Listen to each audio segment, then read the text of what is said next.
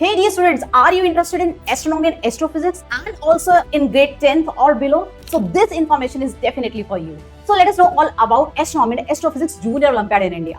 So if you want to participate in this Olympiad, you are supposed to participate in NACGS exam, that is National Standard Examination in Junior Science, which is also the first stage of Junior Science Olympiad in India, which happens in the month of November. Registration for this exam begins in the month of August, and this NACGS exam is conducted by IAPT, that is Indian Association of Physics Teachers.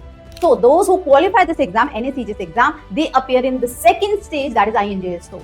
So on the basis of your performance in INJSO, top 35 students will qualify for the third stage of Junior Science Olympiad, that is the OCSC camp for Junior Science Olympiad, whereas the next 20 students, as per the merit, they will get selected to attend the OCSC camp of Astronomy and Astrophysics Junior in India. From that lot of 20 students, 3 students will be selected to represent India in International Olympiad of Astronomy and Astrophysics Junior. So that is how you get selected in Indian team to represent India in Junior Astronomy and Astrophysics Olympiad. So if you want to participate in this Olympiad, first 2 stages, NACGS and INJSO, they are common with Junior Science Olympiad, right? So what is the eligibility to participate in this Olympiad for 2025?